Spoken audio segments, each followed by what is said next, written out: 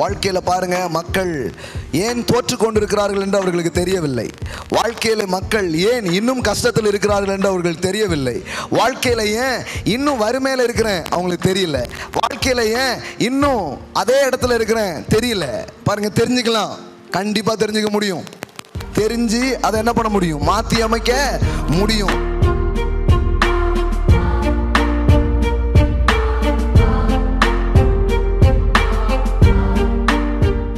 ஏன் முடியலன்னு கேட்குறாங்க. Why we fail? நாங்கள் ஏன் தோற்று போனோம் அப்படின்னு ஒரு கேள்வி கேட்குறாங்க. வாழ்க்கையில் இன்னைக்கும் நிறைய பேர் அந்த கேள்வி தானே கேட்குறாங்க. ஏன் தோற்று போறோம்? ஏன் எங்களால முடியாமல் போகிறது? கேள்வி இருக்கா இல்லையா? எத்தனை பேர் கேள்வி இருக்குது? ஏன் எங்களால் கூடாமல் போயிட்டு கேள்வி கேட்குறாங்க. இப்போ பதில் வருது பாருங்க. என்ன பதில் தெரியுமா? வாழ்க்கையில ஜெயிக்கணும்னா, வாழ்க்கையில வித்தியாசத்தை பார்க்கணும்னா, வாழ்க்கையில முன்னேறணும்னா ஒரு காரியத்தை நீ வளர்த்தே ஆகணும். நீங்க எல்லாரும் போற ஸ்கூலுக்கு போகலாம், எல்லார மாதிரி குடும்பத்தில் இருக்கலாம், எல்லார மாதிரி நீங்க வேலைக்கு போகலாம், எல்லார போல நீங்க இருக்கலாம். ஆனா நீங்க வித்தியாசமா ஒன்ன பார்க்கணும்னா, நீங்க வித்தியாசமா ஒன்ன நம்ப ஆரம்பிக்கணும். இருக்கிற யாருக்கு இது வேலை செய்யும்? யூதன் என்றும் இல்லை, நாடார் என்றும் இல்லை, தேவர் என்றும் இல்லை.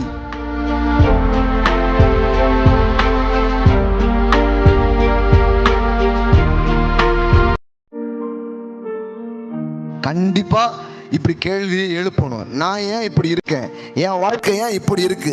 நான் ஏன் தோத்து போறேன்? நான் ஏன் இன்னும் கடன்ல இருக்கேன்? நான் ஏன் இன்னும் வியாதியில் இருக்கிறேன்? நான் ஏன் இன்னும் துக்கத்தில் இருக்கிறேன்? நான் ஏன் இப்படி இருக்கிறேன்? கேள்வி எழுப்பணும். அப்படி எழுப்புகிறவங்க தான் அடுத்த நிலைக்கு போக முடியும்.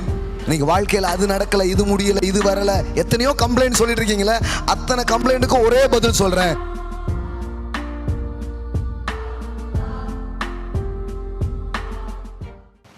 இது வரைக்கும் உங்க வாழ்க்கை ஒரு நிலையில இருந்தது அப்படின்னு சொன்னா, ஒரு வரம்புக்கு உட்பட்டு இருந்ததுன்னா, அதை தாண்டி நீங்க என்ன பண்ணிவிடுவீங்க? போக ஆரம்பிப்பீங்க. ஆமென். எத்தனை பேர் உங்க வாழ்க்கை மாறணும்னு விரும்புறீங்க? நல்லா கை தூக்கி அமைங்க பார்க்கலாம். எல்லாருக்குமே வா, எல்லாருக்குமே மாறணும்னு ஆசையா? சூப்பர், பரவாயில்ல. நல்ல ஆட்கள் தான் ஆண்டவர் அனுப்பி வச்சிருக்கிறார்.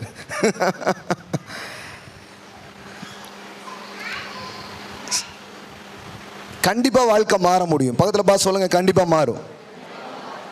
இப்படியே இருக்க மாட்டீங்க. சொல்லுங்க, இப்படியே இருக்க மாட்டீங்க. நல்லா பேசுங்க. இப்படியே இருக்க மாட்டீங்க. கடன்லயே இருக்க மாட்டீங்க, வியாதியிலே இருக்க மாட்டீங்க, தோல்வியிலே இருக்க மாட்டீங்க, துக்கத்திலே இருக்க மாட்டீங்க, என் பக்கத்திலே இருக்க மாட்டீங்க. அதாவது எங்கேயோ போயிருவீங்க.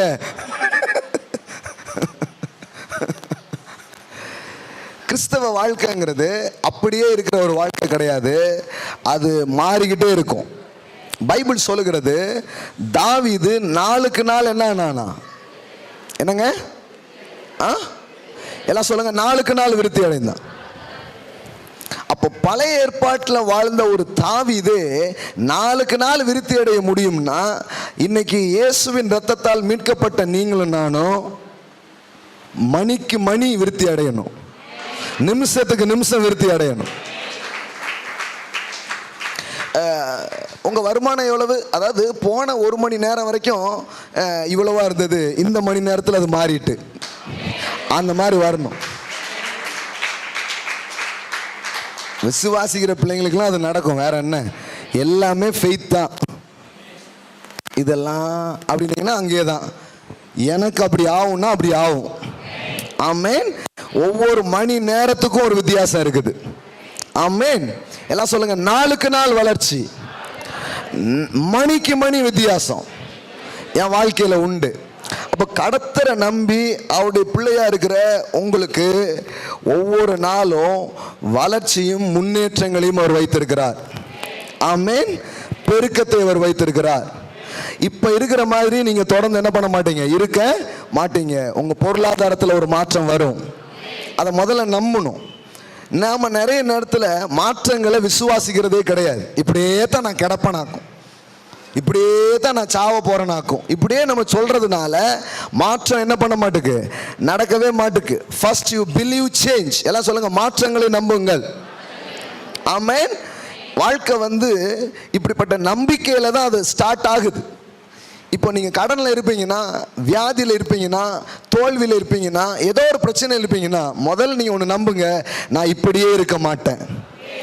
2 வாரத்துக்கு முன்னாடி பேசினேன்னா என்ன பேசினேன்? இனி நான் இப்படி இருக்க போவதில்லை. எல்லாம் சொல்லுங்க, இனி நான் இப்படி இருக்க போவதில்லை.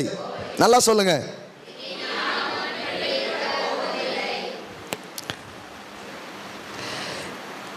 எதில் நீங்கள் இருக்கீங்களோ அதை சொல்லுங்க. நான் வியாதியில் இருக்க மாட்டேன், நான் கடனில் இருக்க மாட்டேன், ஏதோ ஒன்று இருக்குல்ல, அதை சொல்லுங்க பார்க்கலாம். யாரும் கேட்டக்கூடாது. கடன் இருக்க போவதில்லை அப்படிதான் சொல்றீங்க நிறைய பேர். சத்தமாக கேட்குற மாதிரி சொல்லுங்க. அவங்க ஒரு நாள் பார்ப்பாங்க, இந்த ஆள் அன்னைக்கு டிக்ளேர் பண்ணாரு, இன்னைக்கு கொட்டிக்கிட்டு இருக்கிறாரு, அப்ப அது உண்மைதான்னு சொல்ற மாதிரி உங்க வாழ்க்கை ஆயிடும். எல்லாம் நல்லா சொல்லுங்க, நான் கடன்ல இருக்க மாட்டேன், வியாதியில் இருக்க மாட்டேன், நோயில் இருக்க மாட்டேன், துக்கத்தில் இருக்க மாட்டேன், கவலையில் இருக்க மாட்டேன், வேற உலகத்தில் இருக்க மாட்டேன்னு சொல்லிடாதீங்க. சில பேர் அப்படிதான் சொல்லிட்டு இருக்காங்க. பேசாட்டி நான் போயிடுறேன் ஐயா. கிறிஸ்தவங்க 2 தான் கேட்காங்க. ஏசு எப்போ வருவாருங்க? எதுக்கு? இதுல இருந்து ஓடிடலான்ட்டு தான். 2000 வருஷமா வெயிட் பண்ணி பார்க்காங்க, அவரும் வந்த மாதிரியே தெரில. எப்போயா வருவார் அப்படிங்காங்க. 2 தான். ஒன்று அவர் சீக்கிரமா வரட்டும், இல்லை என்ன சீக்கிரமா எடுக்கட்டும் அப்படிங்காங்க. அப்படி இருக்கக்கூடாது. இந்த வாழ்க்கையை தைரியமா வாழ கடவுள் நம்மை அழைத்திருக்கிறார். பக்கத்தில் பார்த்து சொல்லுங்க, தைரியமா வாழுங்க. live boldly, தைரியமாய் வாழ கர்த்தர் உங்களை அழைத்திருக்கிறார். நீங்க மட்டும் சில சத்தியத்தை கற்றுக்கொள்வீங்கன்னா நீங்க அப்படி வாழ முடியும். ஆமென். சத்தியத்தை நீங்கள் அறிந்து கொள்வீர்கள் என்றால் உங்களுக்கு உங்க வாழ்க்கை எப்படி இருக்கும்னா, ஒவ்வொரு நாளும் வாழ உங்களுக்கு பிடிக்கும். பா என்ன மாதிரி வாழ்க்கை அப்படின்னு சொல்லி நீங்க வாழ ஆரம்பிப்பீங்க. எத்தனை பேருக்கு இப்போ அப்படி இருக்குது? பா என்ன மாதிரி வாழ்க்கைன்ட்டு. ஒரு கொஞ்சம் பேருக்கு தான் இருக்கு. கொஞ்சம் பேருக்கு எப்படி இருக்கு? என்ன வாழ்க்கை பிரதர், சோய் அப்படிதான் இருக்குது. அப்போ இந்த இடத்துல இருந்து என்னமா இருக்கு அப்படிங்கிற இடத்துக்கு நீங்க போடுவீங்க, கண்டிப்பா போவீங்க. அப்படி போறதுக்கு தான் உங்களை கூட்டிட்டு வந்திருக்கிறாரு. இப்போது நீங்கள் இருப்பது போல் எப்போதும் நீங்கள் இருப்பது இல்லை, இதை தாண்டி செல்வீர்கள். இதுல ஒரு பெரிய மாற்றங்கள் உங்க வாழ்க்கையில் நடக்க ஆரம்பிக்கும். ஆமென். இதை முதல்ல நம்பணும். படிச்சுட்டு இருக்கீங்கன்னா இந்த மார்க்கே தான் நான் வாங்குவேன், இப்படியே தான் என் படிப்பு இருக்கும் நினைக்கக்கூடாது. என் படிப்பில் ஒரு மாற்றத்தை நான் பார்ப்பேன். தொழில் இருக்கா, உடனே தொழில் இப்படியே தான் இருக்கும் அப்படி சொல்லக்கூடாது. இந்த தொழிலில் ஒரு நல்ல மாற்றத்தை நான் பார்ப்பேன். யாருக்கும் நல்லா போகாமல் இருக்கலாம், ஆனால் உங்களுக்கு நல்லா போகும். ஒரு அம்மா இன்னைக்கு சொல்லுது, என் மகா திருமணமே வேண்டாங்கிறா அப்படின்ட்டு. ஏன் மூத்த மகா திருமணத்தை பார்த்து தான். அப்போ என்ன ஆயிடுச்சுன்னா, நிறைய பேருக்கு யாருக்கோ நடக்கிறத பார்த்துட்டு இவங்க என்ன நினச்சிடுறாங்க,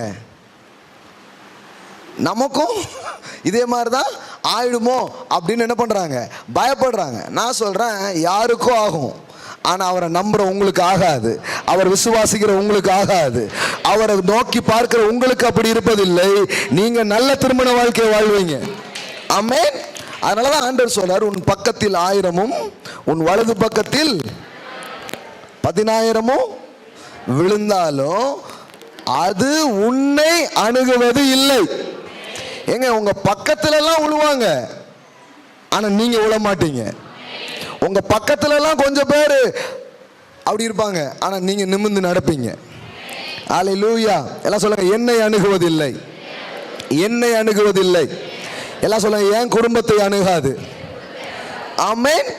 நீங்கள் விசேஷமானவர்கள், நீங்கள் வேறு பிரிக்கப்பட்டவர்கள். இது நம்புங்க. கர்த்தரை நம்புற பிள்ளைகளுக்கு கர்த்தர் அப்பேற்பட்ட வாழ்க்கையை வச்சிருக்கிறார். பாருங்க, சங்கீதத்தின் புத்தகம் திருப்புங்க பார்க்கலாம். I want to give hope. இன்னைக்கு காலையிலையும் சில நம்பிக்கைகளை உங்களோடு நான் பேச விரும்புகிறேன். ஏன்னா நிறைய பேருக்கு இது ரொம்ப தேவை. இப்படி ஒரு நம்பிக்கை இருந்தால் தான் வாழ முடியும். சங்கீதம் 31:19. உமக்கு பயந்தவர்களுக்கும் மனுபுத்திரருக்கு முன்பாக உம்மை நம்புகிறவர்களுக்கும் நீர் உண்டு பண்ணி வைத்திருக்கிற உம்முடைய நன்மை எவ்வளவு பெரியதா இருக்கிறது. மறுபடியும் வாசிங்க பார்க்கலாம் எல்லாரும்.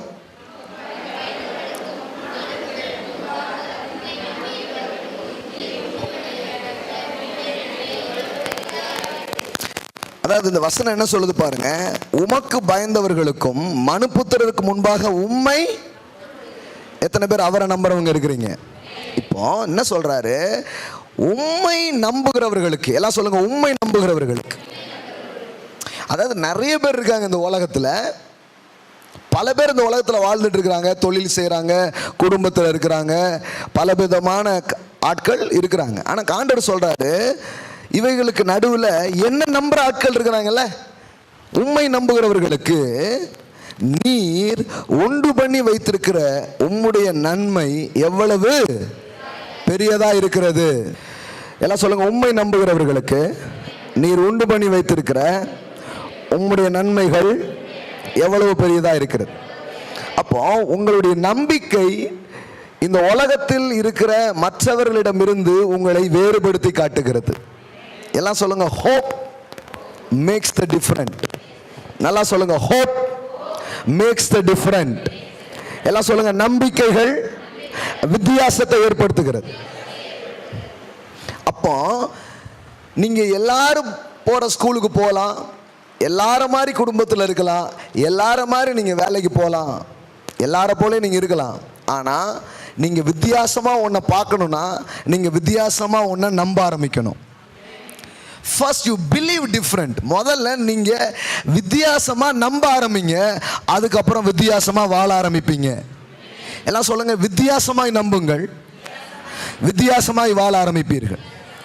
மற்றவர்களுக்கும் உங்களுக்கும் எதுல முதல்ல வித்தியாசம் வரணும்னா நம்பிக்கையில வித்தியாசம் வரணும். எல்லாம் சொல்லுங்க, நம்பிக்கை. இப்போ நம்ம கிறிஸ்தவங்க என்ன பண்ணிட்டாங்கன்னா, அவனுக்கும் நமக்கும் வித்தியாசம் வரணுங்கிறது தெரியுது, ஆனா எதுல கொண்டு வந்திருக்காங்க? வித்தியாசத்தை கொண்டு வந்திருக்காங்க. எதுல கொண்டு வந்திருக்காங்க? அவன் நிறைய நகையா போட்டிருந்தானா நீ முழுக்குன்னு ஆயிரு. நம்ம வித்தியாசமா இருக்கணும்ல பிரதர். அவன் வந்து கலர் கலரா சட்டை போட்டா நீ என்ன பண்ணிரு, வெள்ளையும் சொல்லியாமா மாறிடு. அவங்க வந்து பேரை நம்ம மாத்திடுவோம். இப்படிதான் எல்லாத்தையும் பண்ணாங்களே தவிர நம்பிக்கையில் எந்த மாற்றமும் என்ன பண்ணப்படவில்லை, ஏற்படவே இல்லை. நான் சொல்றேன், உங்கள் வாழ்க்கை நன்றாக மாறுவது உங்கள் நம்பிக்கை நன்றாய் மாறுவதின் மூலம்தான். First you believe right, then you live right. எல்லாம் சொல்லுங்க, சரியாய் நம்பினால் சரியாய் வாழலாம். நான் சொல்ல இந்த வார்த்தையெல்லாம் லேசா விட்டுறாதீங்க, அதை அப்படியே பிடிச்சுக்கோங்க, ஸ்லோகன் மாதிரி சொல்லுங்க. எல்லாம் சொல்லுங்க, சரியாய் நம்பினால் சரியாய் வாழலாம். First you believe right, then you live right. நீங்க கரெக்டா நம்பும்போது கரெக்டா வாழ ஆரம்பிப்பீங்க. ஏன்னா கர்த்தருடைய வார்த்தை சொல்லுகிறது, பூமியிலே மனுபுத்திரருக்கு முன்பாக உம்மை நம்புகிறவர்களுக்கு நீர் உண்டு பண்ணி வைத்திருக்கிற நன்மைகள் எவ்வளவு பெரியதா இருக்கிறது. எல்லாம் சொல்லுங்க, கர்த்தரை நம்புற எனக்கு வித்தியாசமான வாழ்க்கை இருக்கு. வித்தியாசமான வாழ்க்கைன்னா என்ன? பஞ்சத்து நடுவுல கூட செழிப்பு இருக்கு. ஆமென். அப்படின்னா என்னன்னா, இது இந்த நம்பிக்கை தான் உங்களை ஜெயிக்க வைக்க போகுது. இந்த விசுவாசம் தான் உங்களை ஜெயிக்க வைக்க போகுது. நீங்க கிறிஸ்தவங்களா இருக்கிறது முக்கியம் இல்லை, நம்பிக்கையை வளர்த்து கொண்டீர்களா, விசுவாசத்தை வளர்த்து கொண்டீர்களா, அதுதான் முக்கியம். இல்லைங்க, என் பேர் இப்போ வந்து ராமசாமின்னு இருந்ததை பீட்டர்னு மாத்திட்டேங்க, அது உங்க வாழ்க்கையை மாத்தாது. நான் சொல்றேன், ஒரு பாஸ்டரா சொல்றேன், பேரை மாத்தினா வாழ்க்கை மாறாது. இது என்ன நேமியாலஜியா? Hello, it is theology, it's not nameology. பேரை மாத்திட்டா வாழ்க்கை மாறிடும். பேர் மாற்றத்தால் வாழ்க்கை மாறுவது இல்லை, நம்பிக்கைகள் மாறணும். ஆபிரகாமுக்கு பேரை மாத்தினார அப்படிங்கிறார் ஒருத்தர். ஆமா, அது பேர் மாற்றம் இல்லை, அது அவன் நம்பிக்கையே மாத்தினார். நாம இப்ப அந்த விதத்திலே பேரை மாத்திக்கிட்டு இருக்கோம். ஆபிராம் அப்படின்னா உயர்ந்த தகப்பன் அர்த்தம், ஆபிரஹாம்னு அர்த்தம் அநேக ஜாதிகளுக்கு தகப்பன். அப்போ அவனுக்குள்ள நம்பிக்கையை உண்டு பண்றதுக்கு தான் சொன்னாரு, இன்னையில இருந்து நீ என்னன்னு சொல்லு, அநேக ஜாதிகளுக்கு தகப்பன். அதாவது பிச்சை எடுத்திருந்தவனை கூப்பிட்டு கடவுள் எப்படி பேர் வச்சாரு? கோடீஸ்வரன் அப்படின்னு வச்சார். இல்லைங்கதா? நம்ம உங்களுக்கு புரியுற மாதிரி தான் இருந்தால் அப்படிதான் சொல்லணும். புரியுதா உங்களுக்கு? கருமையா இருந்த ஒருத்தனை கூப்பிட்டு இன்னையிலிருந்து உன் பேரு தாராள பிரபு. விளங்குதா? இப்படிதான் மாத்தினார். இப்படி மாத்தினா ஓகே, ஆனா அதனுடைய அடிப்படை என்ன?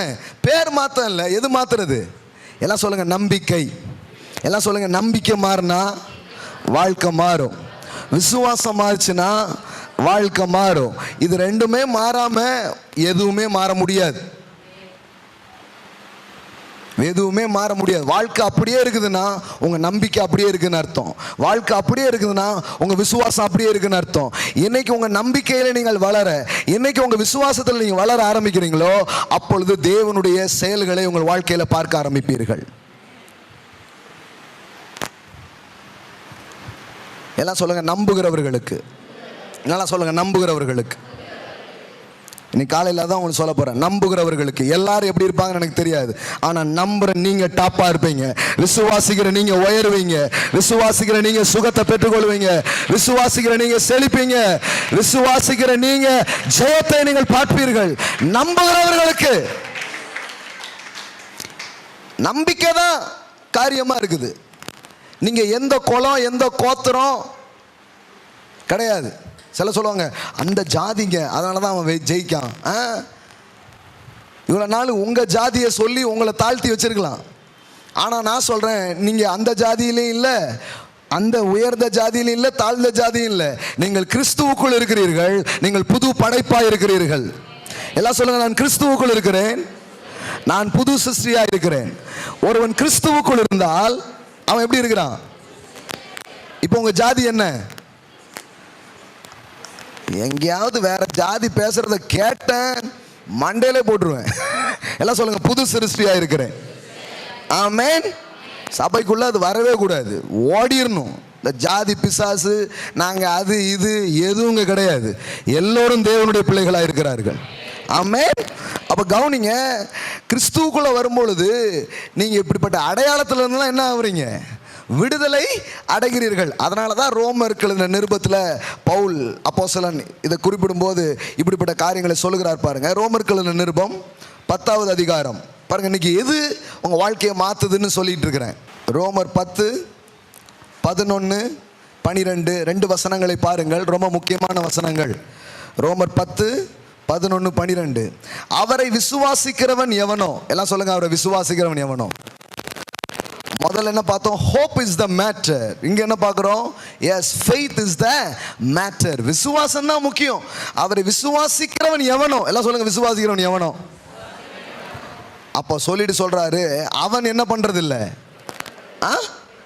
அவன் என்ன பண்றது இல்லை.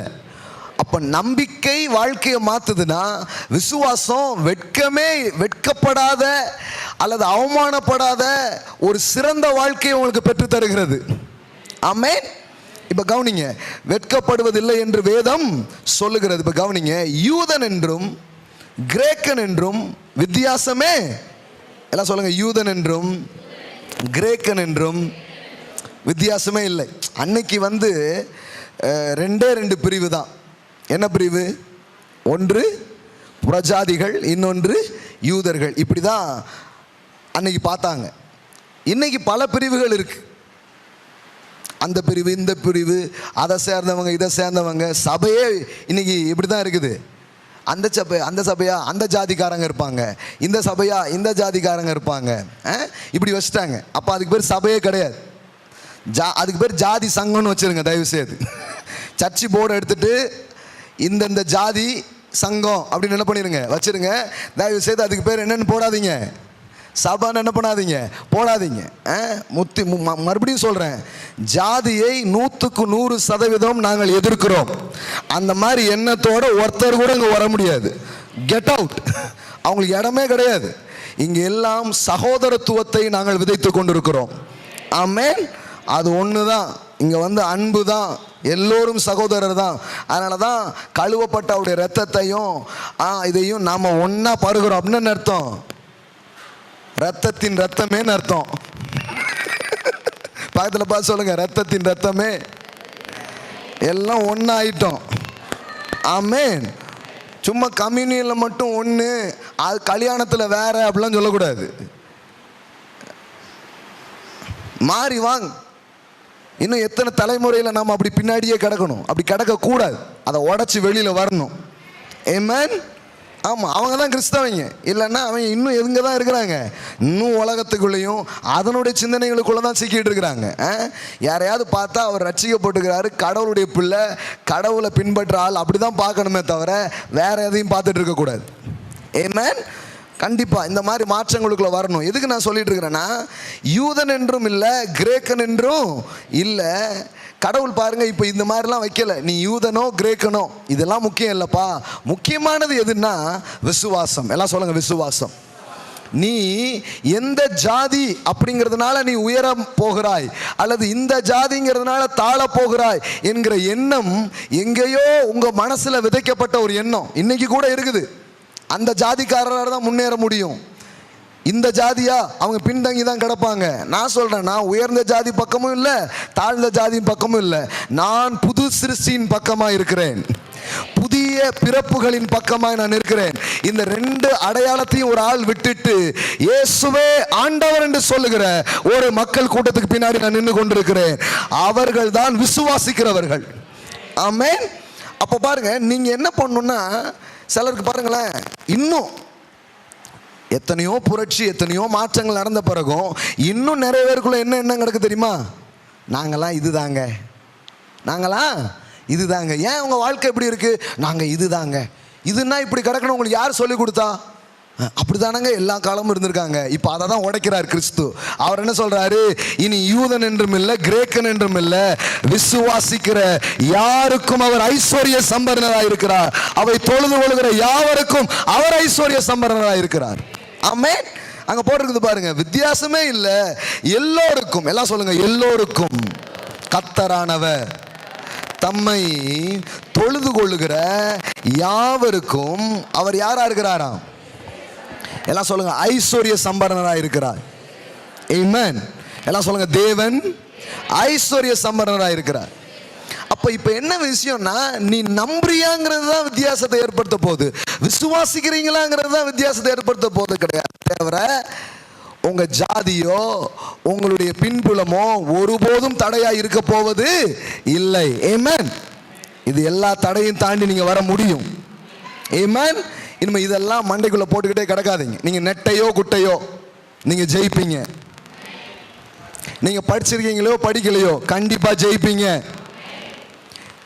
நீங்க ஏழை பின்னணியோ பணக்கார பின்னணியோ தெரியாது, ஆனா கண்டிப்பா ஜெயிப்பீங்க. நீங்க எந்த கிராமத்தில் இருக்கீங்களா பட்டணத்தில் இருக்கீங்களா தெரியாது, ஆனா கண்டிப்பா ஜெயிப்பீங்க.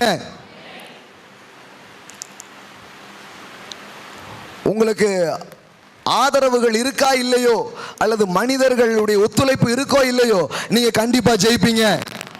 ஒன்னே ஒண்ணுதான் எல்லாத்தையும் வாழ்க்கையில கொண்டு போக வைக்கிறது, அது நம்பிக்கையும் விசுவாசமும் அன்புமா இருக்கிறது.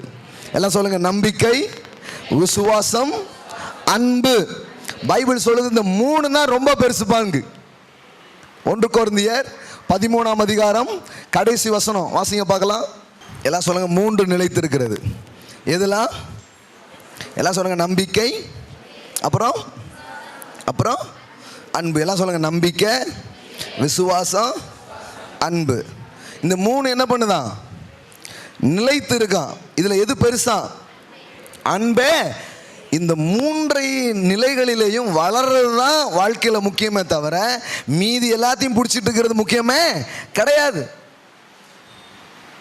நீ என்ன கலர் சட்டை போட்டிருக்க, நீ செருப்பு போட்டிருக்கியா போடலையா, மொட்டை அடிச்சிருக்கியா அடிக்கலையா, மீசை வச்சிருக்கியா வைக்கலையா, நகை போட்டிருக்கியா போடலையா,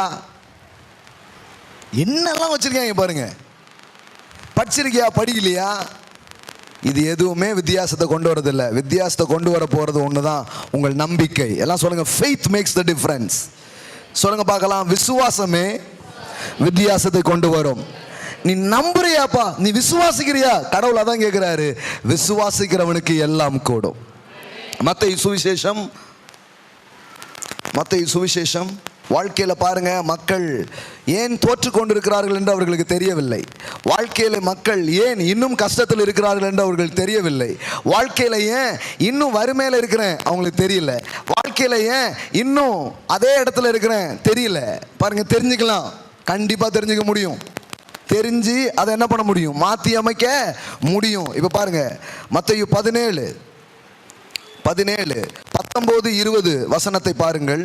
அப்பொழுது சீசர்கள் இயேசுவினிடத்தில் தனித்து வந்து, அதை துரத்தி விட எங்களால் ஏன் கூடாமல் போயிற்று என்று கேட்டார்கள். சிம்பிளா சொல்லட்டுமா, எங்களால் ஏன் முடியலைன்னு கேட்குறாங்க. why we fail, நாங்கள் ஏன் தோற்று போனோம் அப்படின்னு ஒரு கேள்வி கேட்குறாங்க. வாழ்க்கையில் இன்றைக்கும் நிறைய பேர் அந்த கேள்வி தானே கேட்குறாங்க. ஏன் தோற்று போகிறோம், ஏன் எங்களால் முடியாமல் போகிறது? கேள்வி இருக்கா இல்லையா? எத்தனை பேர் கேள்வி இருக்குது? ஒரே ஒருத்தர் தானே, மீதி எல்லாருக்கும் பதிலோடு இருக்கீங்களா? இல்லை, தனித்து கேட்டார்கள் இருக்கலாம். நாங்கள் முடிஞ்ச பிறகு உங்கள்கிட்ட கேட்கலான் இருக்கிறோம். கூட்டத்தில் கேட்டால் என்ன ஆயிரும்? ஒரு மாதிரி ஆகிடும். சீசர்களுக்கும் அதே பிரச்சனை தான். அதனால் ஜனங்கள்லாம் போனதுக்கப்புறம் தனித்து வந்து, ஆண்டவரே எங்களால் ஏன் முடியலை, நாங்கள் ஏன் தோற்று போயிட்டோம், இந்த பிசாசை கூட எங்களால் துரத்த முடியலையே ஏன் அப்படின்னு கேட்டாங்க. கண்டிப்பாக இப்படி கேள்வியை எழுப்பணும். நான் ஏன் இப்படி இருக்கேன், என் வாழ்க்கை ஏன் இப்படி இருக்குது, நான் ஏன் தோற்று போகிறேன், நான் ஏன் இன்னும் கடனில் இருக்கேன், நான் ஏன் இன்னும் வியாதியில் இருக்கிறேன், நான் ஏன் இன்னும் துக்கத்தில் இருக்கிறேன், நான் ஏன் இப்படி இருக்கிறேன், கேள்வி எழுப்பணும். அப்படி எழுப்புகிறவங்க தான் அடுத்த நிலைக்கு போக முடியும். ஆமென். சிலர் என்ன பண்ணிடுறதுன்னா அப்படியே ஒத்து போயிடுவாங்க. அதே அப்படித்தானங்க, வாழ்க்கை வேற எப்படி இருக்கும் அப்படின்னீங்கன்னா அப்படியே தான் இருக்கும். கரெக்டாக மறுபடியும் சொல்லிட்டேன். அவரை நம்புகிறவர்களுக்கு என்ன வச்சிருக்கிறாரு? நன்மையை வச்சிருக்கிறார். எல்லாம் சொல்லுங்க நன்மை. எல்லாம் சொல்லுங்க நம்புகிறவர்களுக்கு அவர் உண்டு பண்ணி வைத்திருக்கிற நன்மைகள். அப்போ நம்புற உங்களுக்கு என்ன இருக்கு? நன்மை இருக்கு. அதை தான் அவர் வச்சிருக்கிறாரு. அப்போ அது இல்லைன்னா கேள்வி எழுப்பணும். ஏன் இல்லை அப்படின்னு கேள்வி எழுப்பணும். கேள்வி எழுப்பலாமா எழுப்பக்கூடாதா?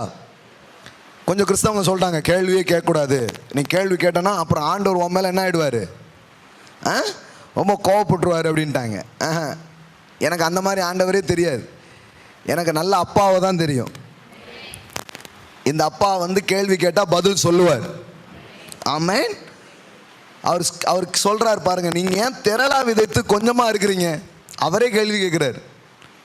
ஏன் பிள்ளைங்க தானப்பா, அப்போ ஏன் இப்படி இருக்கீங்கன்னு கேட்குறாரு. அப்போ எப்போவுமே பாருங்கள் இந்த மாதிரி கேள்வி கேட்கணும். சும்மா அப்படியே போயிட்டு கூடாது, வாரம் அப்படியே போகக்கூடாது. ஆண்டவரே இந்த வாரத்தில் ஏதாவது நடக்கணும், ஒரு மாற்றம் என் வாழ்க்கையில் வரணும், என் வாழ்க்கை இப்படி இருக்க கூடாது, எப்படி நான் அடையணும், எங்கே மிஸ் பண்ணுறேன், எனக்கு கொஞ்சம் கற்றுத்தாங்கன்னு கேட்கணும். வராது நடக்காது அப்படி போயிடக்கூடாது. சிலர் என்னென்னா ட்ரை பண்ணி பார்ப்பாங்க, வரலன்னு அது நமக்கு வராதுங்க அப்படின்னு போயிடுவாங்க. அப்படி போயிடக்கூடாது. ஏன் நான் தோற்று போனேன், இன்னொருத்தருக்கு வருது, ஏன் எனக்கு வரமாட்டுக்கு, இன்னொருத்தரால் ஜெயிக்க முடியுது, ஏன் என்னால் ஜெயிக்க முடியல, இன்னொருத்தர் வாழ்க்கையில் முன்னேற முடியுதுன்னா அப்போ ஏன் எனக்கு வரல, அது நம்ம வந்து அது என்னன்னு கற்றுக்கணுமே தவிர அவன் முன்னேறானேன்னு வயிறு எறியக்கூடாது. அமைதியாக இருக்கிறீங்க? சில பேருக்கு என்னென்னா மற்றவங்க முன்னேறதை பற்றி பயங்கர வயிற்றெரிச்சல் இருக்கும், புகையாக இருக்கும், கருகுன வாட கப்புன்னு அடிக்கும். வீடு கட்டிட்டானா அப்படிமே இங்கே ஒரு மாதிரி ஆகிடும். என்னது அவளுக்கு மாப்பிள்ளை கிடச்சிட்டா, இவங்களுக்கு வெளிநாட்டுக்கு போயிட்டாங்களா அப்படின்னு யாருக்காவது ஒரு நன்மை ஆயிடுச்சுன்னா இவங்களுக்கு என்ன ஆகிடும், ஒரு மாதிரி ஆகிடும். அப்படி ஆகக்கூடாது. ஒவ்வொருத்தரும் நன்மையை பார்க்கலாம். பக்கத்தில் பார்த்து சொல்லுங்க, நீங்கள் பார்க்கலாம், நானும் பார்க்கலாம். அப்புறம் எதுக்கு பொறாமை பண்ணணும்? கர்த்தரை நோக்கி பார்க்கணும், அவர் வழிகளை கற்றுக்கொள்ளணும். அப்படி கற்றுக்கிட்டா இங்க இருக்கிற ஒவ்வொருத்தரும் செல்வந்தராக இருப்பீங்க, ஒவ்வொருத்தரும் வெற்றியாளா இருப்பீங்க, ஒவ்வொருவரும் வாழ்க்கையில மகிழ்ச்சியா இருப்பீர்கள். ஏசப்பா ஒரு 5 பேர் ஆமேன்னு சொன்னாங்க. அவங்களுக்கு இந்த வாரத்திலே நடக்கட்டும். லேட்டா சொன்னவங்களுக்கு கொஞ்சம் லேட்டா நடக்கட்டும். இப்படி வாங்கக்கூடாதுங்க வார்த்தையை. சொல்லும் போது அது எனக்கு தான், நான் அப்படிதான் பார்ப்பேன், அது என் பிள்ளைகளுக்கு நடக்கும், என் சந்ததிகளுக்கு நடக்கும். ஆமென். யாரோ ஒருத்தங்க போன வாரம் வந்து திட்டிட்டு போனாங்க, நாங்கள் எங்கேயோ யூடியூப்ல பார்த்துட்டு விசில் அடிச்சுக்கிட்டு இருக்கோம், உட்காந்து பக்கத்தில் உட்காந்து தூங்கிட்டு இருக்கீங்க அப்படின்ட்டு. விடக்கூடாது பாருங்க. ஆமென். விளங்குதா உங்களுக்கு? விளங்குற மாதிரி பேசுறேன்னா நான், புரியுதா உங்களுக்கு? அப்ப கவனிங்க, ஏன் எங்களால் கூடாமல் போயிட்டு கேள்வி கேட்குறாங்க. இப்போ பதில் வருது பாருங்க. என்ன பதில் தெரியுமா? அதற்கு இயேசு, உங்கள் அவிசுவாசத்தினாலே தான். எல்லாம் சொல்லுங்க, உங்கள் எதனால தான்? என்னங்க? ஒன்றும் இல்லைப்பா, நீ விசுவாசத்தை என்ன பண்ணல, வளர்த்துக்கலங்கிறார். நீ எதை வளர்த்துக்கல? வாழ்க்கையில் ஜெயிக்கணும்னா, வாழ்க்கையில் வித்தியாசத்தை பார்க்கணும்னா, வாழ்க்கையில் முன்னேறணும்னா ஒரு காரியத்தை நீ வளர்த்தே ஆகணும். அதுக்கு பேர் என்னது? ஃபெய்த். எல்லாம் சொல்லுங்க, ஃபெய்த். நீங்கள் கிறிஸ்தவங்களாக இருக்கலாம், ஆனால் விசுவாசிக்கிறவர்களாக இருக்கீங்களாங்கிறது ரொம்ப முக்கியம். உங்கள் பேர் ஆபிரகாம், ஜான், பீட்டராக இருக்கலாம், ஆனால் விசுவாசம் இருக்கிறாங்கிறது தான் முக்கியம். நீங்கள் வெள்ளை போட்டீங்களா கலர் போட்டீங்களாங்கிறது முக்கியம் இல்லை, உங்களுக்குள்ள விசுவாசம் இருக்குதா அப்படிங்கிறது தான் முக்கியம். நீங்கள் யூதனா, கிரேக்கனா, அல்லது திருநெல்வேலியில் இருக்கிற வேற ஏதோ ஒன்றா அப்படிங்கிறதா இருக்கலாங்கிறது முக்கியம் இல்லை. ஆண்டவர் எதை பார்க்குறாரு? எதை பார்க்குறாரு? விசுவாசத்தை பார்க்குறாரு. அதனால தான் ஒரு 100க்கு அதிபதியை பார்த்து இயேசு சொன்னார், இஸ்ரவேலர்களுக்குள்ளும் நான் இப்படிப்பட்ட விசுவாசத்தை பார்க்கவில்லையே. எல்லாம் சொல்லுங்க, பார்க்கவில்லையே. அப்போனா என்ன அர்த்தம்? விசுவாசத்தை பார்க்க முடியும்னு அர்த்தம். ஹலோ, எதை பார்த்தாரு? யாருக்குள்ள? இஸ்ரவேலர்களுக்குள்ள இல்லை. அப்படின்னா என்ன அர்த்தம்? வாரம் வாரம் யெகோவா தேவனேன்னு போயிட்டே இருக்கான், அவனுக்குள்ள என்ன இல்லை. ஆனால் ஒருத்தன் வந்து ஒரு ஆஃபீஸராக வேலை பார்த்துட்டு இருக்கிறான், ஒரு 100க்கு அதிபதியாக இருக்கிறான். அவனுக்கும் சர்ச்சுக்கும் என்ன இல்லை, சம்மந்தமே இல்லை. ஆனால் அவன்கிட்ட என்ன இருக்குது? ஏசு அதை பாராட்டினாரு. அப்போ நீங்கள் சர்ச்சுக்கு போனீங்களா போலையா இதெல்லாம் ரைட்டு, போகிறது நல்லது தான். ஆனால் உள்ள விசுவாசத்தை வளர்த்துருக்கீங்களாங்கிறது தான் முக்கியம். நாங்களாம் ரொம்ப வருஷமாக அங்கே போயிட்டுருக்கீங்க, ஆனால் விசுவாசம் வளர்த்துருக்கீங்களா? உங்கள் விசுவாசம் எந்த அளவுக்கு வளர்க்கப்படுகிறதோ அந்த அளவுக்கு உங்கள் வாழ்க்கையில் நன்மைகளையும் நிறைவுகளையும் வெற்றிகளையும் பார்த்தே தீருவீங்க. பார்க்கலன்னா வெரி சிம்பிள் ஆன்சர், நீங்கள் உங்கள் ஃபெய்த்தை டெவலப் பண்ணவே இல்லைன்னு அர்த்தம். Simple, simple. விசுவாசத்தில் நம்மளால் வளர முடியும். எல்லாம் சொல்லுங்க, விசுவாசத்தில் வளர முடியும். இப்போ இயேசு சொல்றாரு பாருங்க, கடுகு அளவு விசுவாசம் இருந்தால் நீங்கள் என்ன பண்ண முடியும்? இந்த மலைகள் என்ன பண்ண முடியும்? பெயர்க்க முடியும். அப்போ எந்த பகுதிகளிலெல்லாம் நீங்கள் விசுவாசத்தை வளர்த்து வைத்திருக்கிறீர்களோ அந்த பகுதியில் நீங்கள் வெற்றியை பார்ப்பீர்கள். நம்ம ஆட்கள் விசுவாசத்தை வளர்க்கிற முயற்சியிலே இறங்கல. தாடியை வளர்க்கவா, சடையை வளர்க்கவா, 40 நாள் இயேசுக்காக தாடி விடுதான்ட்டாங்க.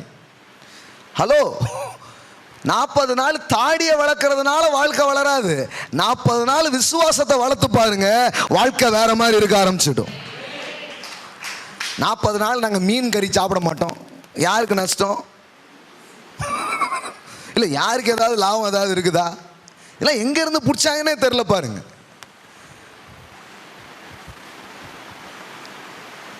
இந்த மாதிரி மத காரியம் நிறைய நம்ம வச்சிருக்கிறோம். நாங்கள் மீன் சாப்பிட மாட்டோம், மீன் சாப்பிடுவோம், நாங்கள் அது போடுவோம், இது போட மாட்டோம். ஐயோ, இது கிறிஸ்தவமே கிடையாது. கிறிஸ்தவங்கிறது என்னன்னா விசுவாசம். எல்லாம் சொல்லுங்க, விசுவாசம்.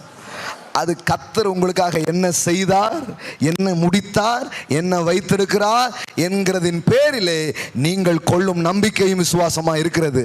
அதிலே உங்களை நீங்கள் டெவலப் பண்ணிக்கும் போது நீங்கள் வாழ்க்கையில் ரிசல்ட்டை பார்க்க ஆரம்பிப்பீங்க. ஏன் வாரம் வாரம் வரணும்? ஏன் அதிகமாக அந்த மாதிரி கேசட்லாம் போட்டு கேட்கணும்? ஏன்னா எந்த அளவுக்கு விசுவாசத்தில் நான் வளரணும் அந்த அளவுக்கு வெற்றியை பார்க்கலாம், அந்த அளவுக்கு சந்தோஷத்தை பார்க்கலாம், அந்த அளவுக்கு சுகத்தை பார்க்கலாம், அந்த அளவுக்கு பெருக்கத்தை பார்க்கலாம். எல்லாம் சொல்லுங்க, விசுவாசத்தின் அளவே வெற்றியின் அளவு.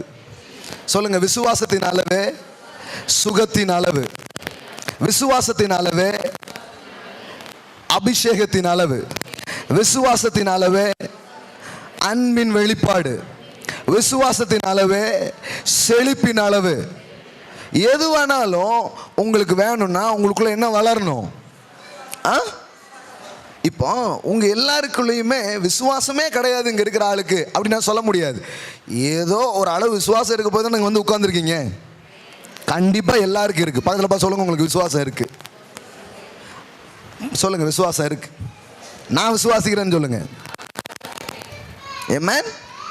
You have faith. Already you have faith. Certain level. ஏதோ ஒரு அளவில் அது இருக்கு. இப்போ இங்க இருக்கிற எல்லாருக்குமே கூப்பிட்டு பேசுனா பார்த்தா சிலருடைய அளவு இங்கே இருக்கும், சிலருக்கு இங்கே இருக்கும், சிலருக்கு இங்கே இருக்கும். சரீரத்தில் எந்த உயரங்கிறது வெற்றியை தீர்மானிக்காது, விசுவாசத்தில் எந்த உயரங்கிறது தான் வெற்றியை தீர்மானிக்கும். இல்லைங்கதா? நான் குள்ளமாக இருக்கேன், குள்ளமாக இருந்தால் நீங்கள் தோற்று போயிடுவீங்கிறதும் இல்லை, நெட்டையாக இருந்தால் ஜெயிச்சிருவீங்கிறதும் இல்லை. விசுவாசத்தில் நெட்டையாக இருந்தால் ஜெயிப்பீங்க. ஹலோ, விசுவாசத்துல வளர்ச்சியா இருந்தா தான் ஜெயிப்பீங்க. விளங்குதுங்களா உங்களுக்கு? சில ஆட்கள்லாம் மட்டும் தான் இருப்பாங்க, கடைசியில் பார்த்தா வாழ்க்கையில பெரிய ஆளா இருப்பாங்க. ஆமென். ஆமா, ஆட்கள் ரொம்ப கட்டையா இருக்காரு, கட்டையா இருந்தாலும் வாழ்க்கையில உயர்ந்த இடத்துல இருப்பாரு. இது கட்டை நெட்டெல்லாம் வாழ்க்கையை தீர்மானிக்கிறது கிடையாது. அதனால சிலருக்கு பாருங்க ரொம்ப கவலை, கட்டையா இருக்கமே, மூக்கு ஒரு மாதிரி பஞ்சா இருக்க, பல்லு ஒரு மாதிரி இருக்க, கலர் கொஞ்சம் ஏறி இருக்கலாம், ஏறி இருந்தேன்னா டாப்பா போயிருப்பேன், கலர்லாம் வச்சு ஒன்றும் பண்ண முடியாது. சிலருக்கு பாருங்க அது ஒரு கவலை, கொஞ்சம் கருப்பா பிறந்துட்டேன். ஆனால் கருப்பாக இருக்கிற சில பேருக்குள்ள எவ்வளோ கான்ஃபிடென்ட் இருக்கும் நான் பார்த்துருக்கேன். அவங்கள்ட்ட கருப்புன்னு சொல்லுங்க, புது நிறம்ல நாங்கள் அப்படிம்பாங்க. எல்லா கிளைமேட்டுக்கும் ஒத்து போகிற ஒரே நிறம் திராவிடத்தின் நிறமே கருப்பு தானே ஐயா அப்படின்னு வாழ்ந்துட்டு இருப்பாங்க. கருப்பா சோப்பாங்கிறது இல்லை, கான்ஃபிடன்ஸ் தான் முக்கியம். சும்மா ஃபேர் அண்ட் லவ்லியை திறக்கிறதுனால அல்ல, விசுவாசம் உள்ள வளரும்னா வாழ்க்கையில ஜெயிப்பீங்க, வாழ்க்கையில மேல வர ஆரம்பிப்பீங்க. So develop your faith. பாத்துல சொல்லுங்க, டெவலப் யுவர் ஃபெய்த். உங்க விசுவாசத்தை வளர்த்துக்கோங்க. நல்ல சாயம் கீயெல்லாம் போடுங்க, தப்பு கிடையாது. பில்டிங்க்கு பெயிண்ட் அடிக்கிறது என்ன தப்பு இருக்கு? அதுவும் ரொம்ப பழசாவ கண்டிப்பா பெயிண்ட் அடிச்சு தான் ஆகணும். புரிந்தவர்கள் பாக்கியவான்கள், புரியாதவர்கள் அதை விட பாக்கியவான்கள். அதுல ஒன்றும் தப்பு கிடையாது. ஆனா அதை விட முக்கியம் உள்ள விசுவாசத்தை வளர்த்துக்கிறது. இன்னைக்கு நான் தெளிவா சொல்லி தர போறேன். நீங்க இன்னையிலேருந்து ஒரு பயணத்தை ஆரம்பிங்க. சும்மா அதனால தான் சொல்றேன், சும்மா போயிடக்கூடாது. ஒரு நாளும் கடவுளுடைய பிள்ளைங்க விருதாவா கடவுளை தேட வேண்டியது இல்லை. ரிசல்ட்டை பார்க்க முடியும். நான் பார்த்துருக்கிறேன், பார்த்துக்கிட்டே இருக்கிறேன். ஒரு நாள் என் பேங்க் அக்கௌண்ட்ல காசே இருக்காது, மினிமம் பேலன்ஸ் இருக்காது. தெரியுமா உங்களுக்கு? அது அப்படின்னா என்னன்னு தெரியுதா? அதாவது 500 ரூபாங்கிறது சில வங்கியில் மினிமம் பேலன்ஸ் இருக்கும். நான் ஒரு நல்ல கம்பெனியில் வேலை பார்த்ததுனால அவங்க எனக்கு அக்கௌண்ட்டே இதில் கொடுத்தாங்க, ஐசிஐசியில் தான் கொடுத்தாங்க. மினிமம் பேலன்ஸே எவ்வளவு? 10,000 ரூபா மினிமம் இருக்கணும். 10,000 ரூபாய்க்கு கம்மியாக இருந்தால் என்ன பண்ணுவான்? 800 ரூபா கட் பண்ணிடுவான். இதுதான் அங்கே ரூலு. நாங்கள் வேலை பார்த்துட்டு அதுக்கப்புறம் வந்துட்டேன், ஊழியெல்லாம் செய்ய ஆரம்பிக்கிறேன். அப்புறம் பார்த்தா என் பேங்க்கில் மினிமம் பேலன்ஸே இருக்காது. அப்படியே இதாகிட்டே இருக்கும், காசு எடுத்துகிட்டே இருப்பாங்க. அப்போ என் ஃப்ரெண்ட்ஸ் நண்பர்கள் கூட சொல்லியிருக்காங்க, பெசாண்டி அக்கௌண்ட் என்ன பண்ணிவிடு, மாற்றிடு, 500 ரூபா அக்கௌண்ட்டுக்கு வந்துடு அப்படின்ட்டு. நான் என் மைண்டை செட் பண்ணிட்டேன். நான் சொல்கிறேன், எத்தனை நாள் எடுக்கிறான்னு பார்க்குறேன், இதே அக்கௌண்ட்டு நிரம்பி வழிகிற மாதிரி கர்த்தர் ஆசீர்வதிப்பாரு. அந்த அக்கௌண்ட் நிரம்பும். இந்த அளவில் நான் இருக்க போறதே இல்லை. இப்போ என்னன்னா, சார் எக்ஸ்ட்ரா வந்திருக்கு, நீங்க மாத்தி வைக்க முடியுமா அப்படின்னு சொல்ற அளவுக்கு வருது.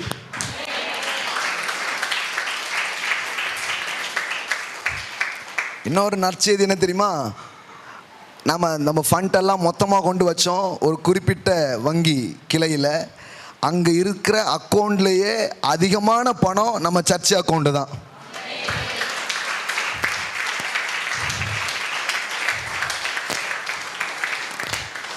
அதனால தான் சும்மையா சொல்லிட்டு இருக்கிறாங்க, அது பணக்கார சர்ச்சுன்ட்டு. சொல்லுங்க, நல்லா சொல்லுங்க. வேண்டாம்னு யார் சொன்னா? ஒரு நாள் அப்படி இல்லை, ஒரு நாள் காலியாக தான் இருந்தது. ஆனால் அதற்கான தேவனுடைய வார்த்தையை அறிந்து கொண்டு விசுவாசத்தை வளர்த்து கொண்டதால் இன்னைக்கு பாக்கெட்டு நிரம்பி இருக்கு, வங்கி நிரம்பி இருக்கு, களஞ்சியம் நிரம்பி இருக்கு. எடுத்து அள்ளி கொடுக்கிற அளவிற்கு தேவன் கொடுத்திருக்கிறார். அது விசுவாசத்தினால் உண்டானது. எல்லாம் சொல்லுங்க, faith. You must develop your faith. உங்களுடைய பணத்துக்கான விசுவாசத்தை நீங்க டெவலப் பண்ணீங்கன்னா பணத்துல பெரிய ஆள் ஆயிடுவீங்க. நான் மற்ற ஏரியாவில் டெவலப் பண்ணதை விட ரொம்ப டெவலப் பண்ணது பணத்துக்காக. அதனால பண விஷயத்தில் எனக்கு கஷ்டப்படுறதே இல்லை, ஒரு நாளும் கஷ்டப்படுறதே இல்லை. மாசத்துக்கு ஏதாவது கோல்டு வாங்கிட்டே தான் இருக்கிறோம். நேற்றைக்கு கூட கோல்டு வாங்கணும், என் பொண்ணுக்கு பர்த்டே. நேற்றை கூட வாங்கிட்டே தான் இருக்கிறோம். ஏன்னா ஃபெய்த். எல்லாம் சொல்லுங்க, ஃபெய்த். அதாவது ஃபெய்த்னா நீங்கள் நினச்சிக்க கூடாது, நம்ம ஆட்கள் இந்த பெந்தேகோஸ்தே ஆட்கள் ஃபெய்த்னா எப்படி சொல்லி தந்திருக்காங்க தெரியுமா? நீங்கள் என்ன பண்ணுறீங்க? நாங்கள் விசுவாச ஊழியம். அவர் கவர்மெண்ட் ஜாப். இவங்க ஃபெய்த்னா என்ன தெரியுமா? ஒன்றுமே இல்லைங்கிறதுக்கு தான் ஃபெய்த்துன்னு நினச்சிக்கிறாங்க. ஃபெய்த்னா ஒன்றுமே இல்லாமல் இருக்கிறதுக்கு ஃபெய்த் இல்லை. ஒன்றுமே இல்லாத ஆள் எல்லாம் உடைய ஆளாக ஆகிறதுக்கு பேர் தான் ஃபெய்த்து. எத்தனை பேருக்கு வழங்குது? நம்ம ஊரில் ஃபெய்த்துங்கிறத எப்படி அறிமுகப்படுத்திட்டாங்க தெரியுமா? நான் வேலையை விட்டுட்டேன், இப்போ ஒன்றுமே இல்லை, இப்போ நான் எதில் வாழ போகிறேன்? ஃபெய்த்து. ஃபெய்த்துன்னு என்ன அர்த்தம்? ஒன்றுமே இல்லாமல் இருக்கிறது. ஹலோ, ஃபெய்த்னா ஒண்ணுமே இல்லாம இருக்கிறது இல்ல. ஒண்ணுமே இல்லாத இருக்கிற ஆளு எல்லாத்தையும் உடைய ஆளா மாறுறதுக்கு பேர் தான் விசுவாசமாக இருக்கிறது.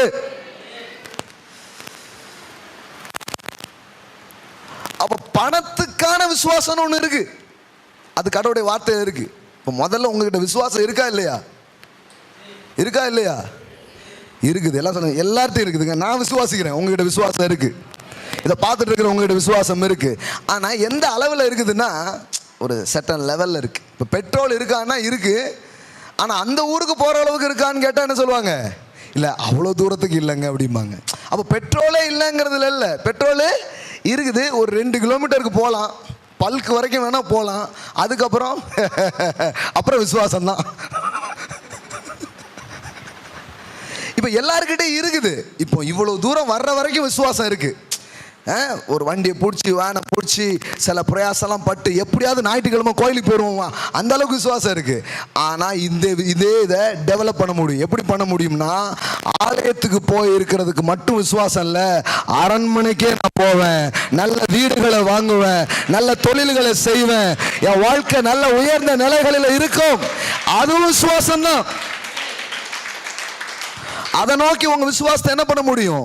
டெவலப் பண்ண முடியும். பாருங்க, 2 வசனங்களை உங்களுக்கு காட்டுறேன். சிலர் தான் இப்போ முறையாக அதை நீங்க கேட்குறவங்களா இருப்பீங்க, உங்களுக்கு உதவி செய்ய வேண்டும். ரோமர்கள் நிருபம் அதானே வச்சிருக்கீங்க? 10 வச்சிருக்கீங்களா? இப்போ 12 திருப்புங்க பார்க்கலாம். ரோமர் 12:3. எல்லாருக்குமே ஃபெய்த் இருக்கு. இயேசு கிறிஸ்துவை ஆண்டவராக விசுவாசிக்கிற எல்லாருக்குள்ளேயும் என்ன இருக்குது? ஃபெய்த்து இருக்குது. ஆனால் எந்த அளவில் இருக்குது அதை வளர்க்கணும், இதை பற்றி நம்ம கற்றுக்கணும். பாருங்க, ரோமர் 12 பார்த்தீங்களா? 3 பாருங்க. அல்லாமலும் எனக்கு அருளப்பட்ட கிருபையினாலே நான் சொல்லுகிறதாவது, உங்களில் எவனாலும் தன்னை குறித்து என்ன வேண்டியதற்கு மிஞ்சி எண்ணாமல் அவனவனுக்கு தேவன் பகிர்ந்த விசுவாச அளவின்படியே தெளிந்த எண்ணமுள்ளவர்களாய் எண்ண வேண்டும். எல்லாம் சொல்லுங்க, தேவன் பகிர்ந்த விசுவாச அளவின்படியே. எல்லாம் சொல்லுங்க, தேவன் பகிர்ந்த விசுவாச அளவின்படியே. அப்ப எல்லாருக்குமே தேவன் என்ன கொடுத்திருக்காரு? எல்லாம் சொல்லுங்க, பகிர்ந்த. அப்படின்னா அர்த்தம்னா, the measure of faith. the measure of faith என்ன அர்த்தம்னா, ஒரு குறிப்பிட்ட அளவில் எல்லாருக்கும் என்ன இருக்கு? எல்லார்கிட்டையும் என்ன இருக்கு? பெட்ரோல் இருக்கா இல்லையா? எல்லா வண்டியிலும் என்ன இருக்கு? பெட்ரோல் இருக்கு. சில வண்டியில் எப்படி இருக்கு? 100-1000 கிலோமீட்டர் போகிற அளவுக்கு கூட இருக்கு. சில வண்டியில் எவ்வளோ இருக்கு? 5 கிலோமீட்டர் போகலாம். அப்போ வண்டி சேம் தான், ஆனால் பெட்ரோல் தான் தூரத்தை என்ன பண்ணுகிறது? தீர்மானிக்குது. இப்போ அந்த வண்டியில் பெட்ரோல் ஊற்றினா ரொம்ப தூரம் போக முடியுமா? முடியாதா? முடியும். இப்போ ஃபெய்த் ஒரு பெட்ரோல் மாதிரி வச்சுக்கோங்களேன். எல்லாருக்கிட்டையும் பெட்ரோல் இருக்குது, ஆனால் செட்டன் அளவு இருக்குது. இப்போ இதை அதிகரிக்க முடியுமா முடியாதா? இதான் கேள்வி.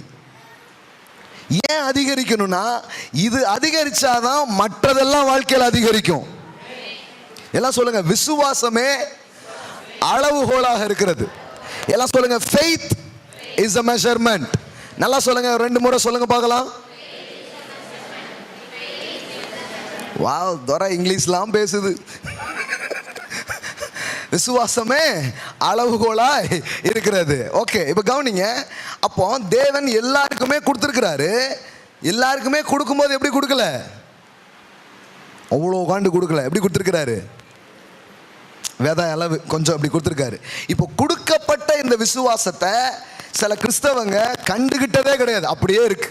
30 வருஷம் 40 வருஷம் ஆனாலும் என்ன இருக்கு? அதே முடுக்கோண்டிலே இருக்காங்க. அதனால தான் ஒழுங்காக பின்வாங்கி போகாமல் சர்ச்சைக்கு வந்துட்டு அப்படியே இருக்காங்க. ஆனால் சில பேர் இந்த விசுவாசத்தை அபிவிருத்தி அடைய செஞ்சு வளர்த்து எடுத்திருக்காங்க. அப்படி வளர்த்தவர்கள் வாழ்க்கையில் பெரிய காரியங்களை பார்க்கிறார்கள். உங்கள் சரீரத்தில் நீங்கள் யார் என்பது உங்கள் வெற்றியை தீர்மானிக்கிறது அல்ல. உங்கள் விசுவாசத்திலே நீங்கள் என்ன நிலையில் இருக்கிறீர்கள் என்பதுதான் உங்கள் வெற்றியை தீர்மானிக்கிறது. சிலருடைய விசுவாசம் அவர்களுடைய முன்னேற்றத்துக்கு கூட உதவி செய்யாது. ஆனால் சில பேருடைய முன்னேற்றம் அவங்க சுத்தில இருக்கிறவங்களுக்கே உதவி செய்யும். உங்களுக்கு புரியுதான்னு தெரியலீங்களா? ஆண்டவர் எனக்கு ஸ்பெஷல் ரிவார்ட்லாம் கொடுப்பார். இந்த மாதிரி உட்கார்ந்துருக்கிறேன் உங்களுக்கு பேசுகிறேன் பாருங்க. விளங்குச்சிங்களா? சில பேருடைய விசுவாசம் யாருக்கு உதவி செய்யறதில்ல, அவங்களுக்கே கூட ஹெல்ப் பண்றதில்லை.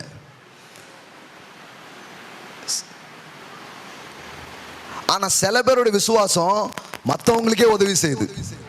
இது பைபிள்ல இருக்குது. ஒரு நூற்றுக்கு அதிபதி வந்தான்ல, அதை பத்தி சொன்னான்ல, அவன்கிட்ட இயேசு கேட்குறாரு. என்ன கேட்குறாருன்னா, இயேசு வரார், வியாதிக்கு சுகமாக இருக்கிற வியாதியாக இருக்கிறேன்னு சொன்ன உடனே இயேசு சொல்கிறாரு, நான் வந்து அவனை என்ன பண்ணுவேன், சுகமாகுவேங்கிறார் இயேசு. உடனே அதுக்கு நூற்றுக்கு அதிபதி என்ன சொல்கிறான், சார் தலை நீங்கள் வர வேண்டியதே இல்லை, ஏன்னா நீங்கள் பெரிய தலை, நான் ஒரு சின்ன தலை, நான் சொன்னாலே எவ்வளோ வேலை நடக்குது, நீங்கள் இங்கிருந்து சொன்னாலே போதும் அப்படிங்கிறான். அப்போ இயேசு சொல்றாரு, இப்படிப்பட்ட விசுவாசத்தை என்ன பண்ணல, பார்க்கவே இல்லைன்னு சொல்றாரு. இப்போ அவனுடைய விசுவாசம் அவன் வேலைக்காரனுக்கு சுகத்தை கொண்டு வருகிறது. பா,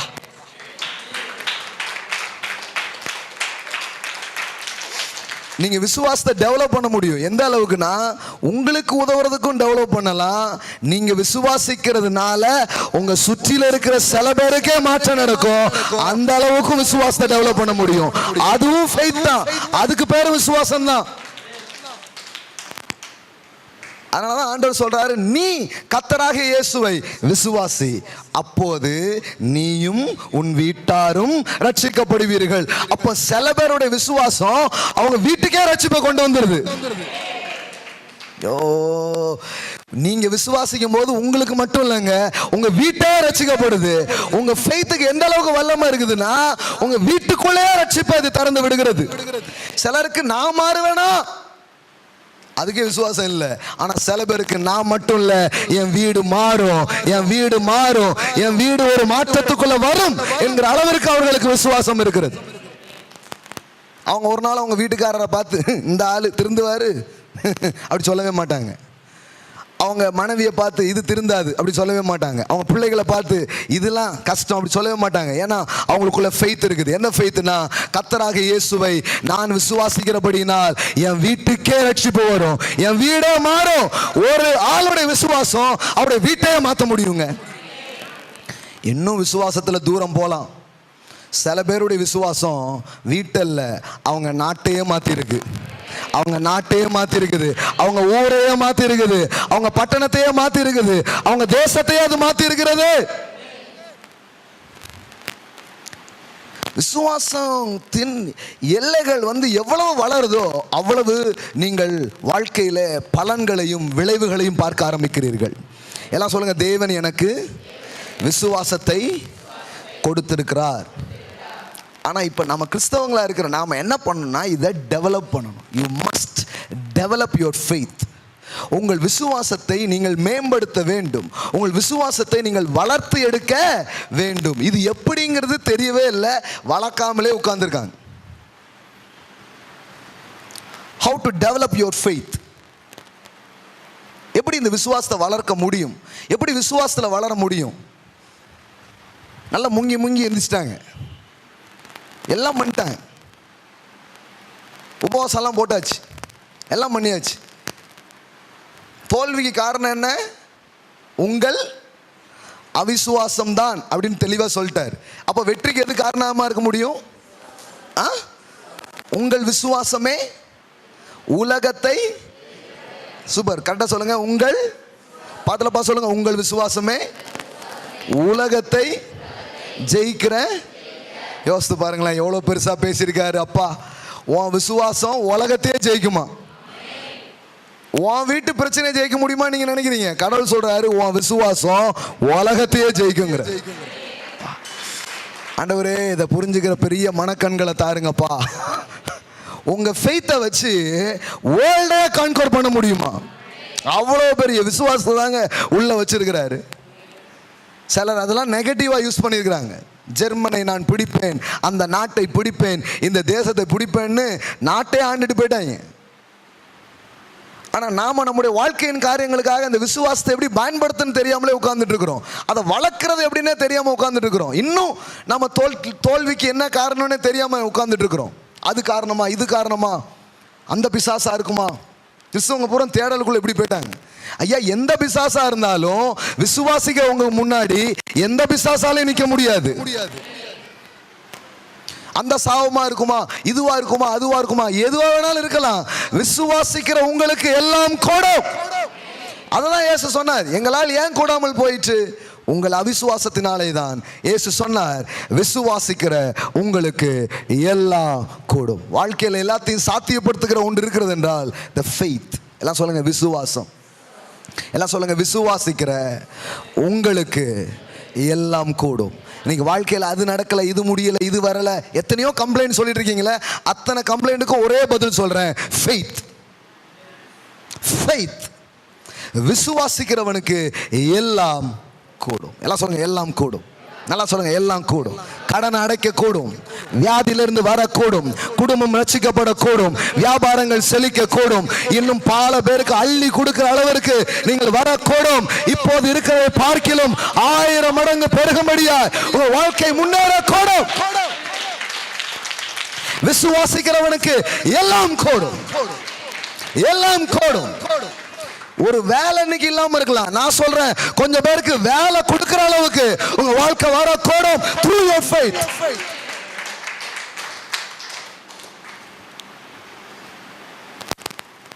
கேட்குறாங்க, எது உங்களை முன்னேற்றுச்சு? எது?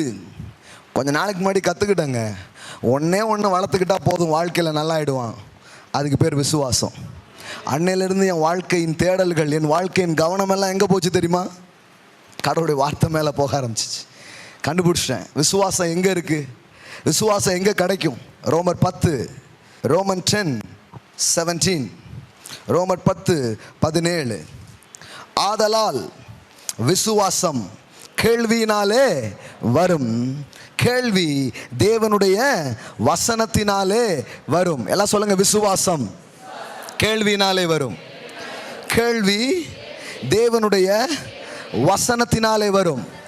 Faith cometh by என்னது? Hearing, and hearing, and hearing by the word of God.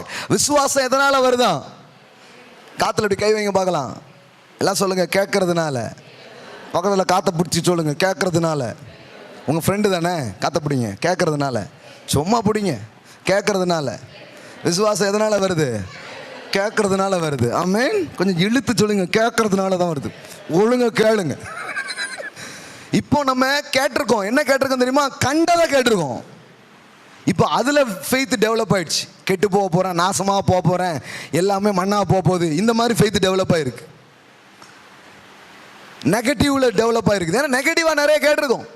இப்போ எப்படி டெவலப் பண்ணணும்? faith cometh by hearing, and hearing, and hearing by the word of God. விசுவாசம் கேள்வினால் வருகிறது, கேட்பதினால் வருகிறது. எதை கேட்கறதுனால வருது? தேவனுடைய வார்த்தையை கேட்கறதுனால வருது. தேவனுடைய வார்த்தையை கேட்க கேட்க கேட்க கேட்க உள்ள இத்தனையோ இருக்கிற விசுவாசம் இப்படி இப்படி இப்படி இப்படி வளர்ந்து அது இந்த லெவலுக்கு வரும். உங்க faith இந்த லெவலுக்குனா உங்க வாழ்க்கை இந்த அளவுக்கு வரும். உங்க விசுவாசம் இந்த அளவுக்குனா உங்க ஃபைனான்ஸ் இந்த அளவுக்கு வரும். சுகம் இந்த அளவுக்கு விசுவாசம் சுகம் இந்த அளவுக்கு வரும். அதுதான் அளவுகோலா இருக்கிறது. Faith is a measurement. Faith is a measurement. I tell you my brothers and sisters, develop your faith. இங்க இருக்கிற யாருக்கு இது வேலை செய்யும்? யூதன் என்றும் இல்லை, நாடார் என்றும் இல்லை, தேவர் என்றும் இல்லை, கோணார் என்றும் இல்லை, வேற என்னெல்லாமோ இருக்குது, எதுவென்றும் இல்லை. தட்ஸ் நாட், அது தடை கிடையாது. நீ யாரா வேணாலும் இரு, உன்னுடைய சரீரத்தில் உன்னுடைய பின்னணி எதுவா வேணாலும் இருக்கட்டும், விசுவாசிக்கிறவனுக்கு எல்லாம் கூடும், எல்லாம் கூடும். அவங்க மேற்கொள்கிறவர்களா இருப்பார்கள், அவர்கள் ஜெயிக்கிறவர்களா இருப்பார்கள். உங்க அடையாளம் ஜாதியா இருந்தா அந்த ஜாதிக்குள்ளதான் நீங்க இருப்பீங்க. என் அடையாளம் விசுவாசிக்கிறவன். Believers. I am a believer. நான் விசுவாசிக்கிறவன். அந்த லெவலுக்கு நீங்க போயிடுவீங்க, அந்த லெவலுக்கு போயிடுவீங்க. நான் இங்கே ஊழியத்தை ஆரம்பித்து பண்ணிட்டு இருக்கும்போது சொன்னார், இந்த ஜாதிக்காரங்க தாங்க திருநெல்வேலியில் பெருசாக பண்ண முடியும். நான் சொல்ல, இதுக்காண்டியே ஆண்டவர் என்னை உயர்த்துவார். உன் ஜாதி புத்திய உடைச்சி, உன் ஜாதி எண்ணத்தை உடைச்சி கர்த்தர் தான் ஒரு மனுஷனை உயர்த்துறாருங்கிறத அவர் காட்டும்படியா என்ன மேல கொண்டு வருவார். நீ போட்ட வரம்ப அவர் உடைப்பார். என் பரமபிதா நடாத நாட்டுகள் எல்லாம் வேரோடு பிடுங்கப்படும். நீ யாரையா சொல்றதுக்கு? நீ யாரு சொல்றதுக்கு? நீ எழுதி வச்ச சட்டத்தை என் தேவன் உடைப்பான். இவங்க தான் வர முடியும், இவங்க தான் மேல வர முடியும்னா அது மனுஷனால் உருவாக்கப்பட்டது. நான் பேசுறது தேவனால் உருவாக்கப்பட்டது. மனிதனால் உருவாக்கப்பட்ட அஸ்திபாரங்கள் எல்லாம் கீழே விழும். தேவனால் வந்த அஸ்திபாரங்கள் மேலே வரும். நான் மேல வருவேன், மேல வருவோம். Amen. What is your identity? உங்க அடையாளம் என்ன?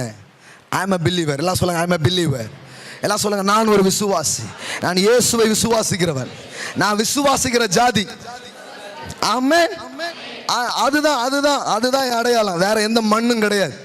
இந்த அடையாளத்தில் நீங்க நிப்பீங்கன்னா நீங்க மேல வருவீங்க. வேற எந்த தவறான அடையாளத்திலிருந்து நீங்க உடைக்கப்பட்டு வெளியில் என்ன பண்ணுவீங்க? வருவீங்க. அப்போ விசுவாசம் என்கிற ஒன்றை கொண்டுதான் எல்லாருமே காரியங்களை பார்க்க முடியும்னா, அப்போ உங்க கவனம் எல்லாம் எது மேல வரணும்? எல்லாம் சொல்லுங்க, விசுவாசம் எதனால வருது? எல்லாம் சொல்லுங்க, கேள்வினால வருது.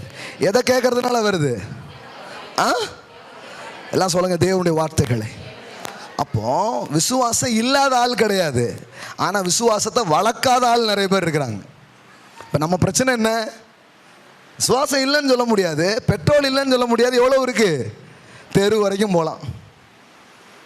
சில வண்டி அங்கனே ரவுண்ட் அடிக்கும், அவ்வளோதான் ஃபெய்த் இருக்கு, அவ்வளோதான் பெட்ரோலே இருக்கு. அப்போ வண்டி நல்ல வண்டி தான், இன்ஜினும் நல்ல இன்ஜின் தான். ஆனால் என்ன இல்லை? பெட்ரோல் இல்லை.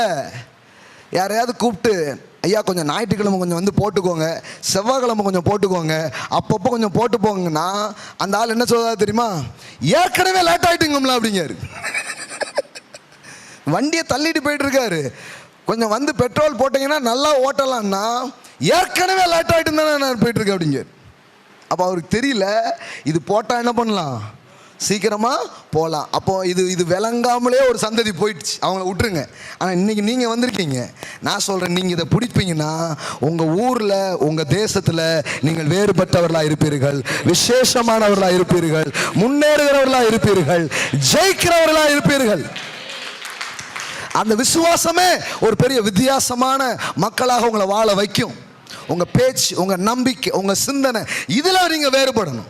சும்மா சட்டையில ஜடையில கிடையாது. உங்க பிலீஃபை மாத்துங்க, உங்க திங்கிங்கை மாத்துங்க, நீங்க பேசுறத மாத்துங்க, நீங்க என்றதை மாத்துங்க.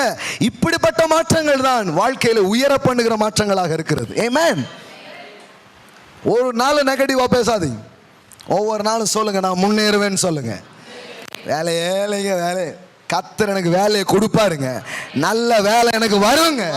கர்த்தர் எனக்கு தராம வேற யாருக்குங்க தர போறாரு? நான் பார்ப்பேன். சொல்லுங்க. இப்போ முதல்ல கேட்குறோம், இப்போ கேட்க என்ன வருது? ஃபெய்த் வருது. இப்போ சிம்பிளா ஒரு என்னுடைய கேள்விக்கு உண்மையா பதில் சொல்லுங்க. ஒரே நீங்க வந்ததுக்கும் இவ்வளவு நேரம் இப்போ கேட்டதுக்கும் கொஞ்சம் அப்படி வளர்ந்த மாதிரி எனக்கு இருக்குதுங்க அப்படின்னு எத்தனை பேர் சொல்ல முடியும்? இப்போ பாருங்க எவ்வளோ பேர். இவன் கேமராவை எதுக்கு பிடிச்சிருக்கானே தெரில. இவ்வளோ பேர் நீங்கள் வந்து இருக்கிறீங்கன்னு வச்சுக்கோங்களேன். இப்போ எதுக்கு நீங்கள் அப்போ இது எப்படி நடந்துச்சு?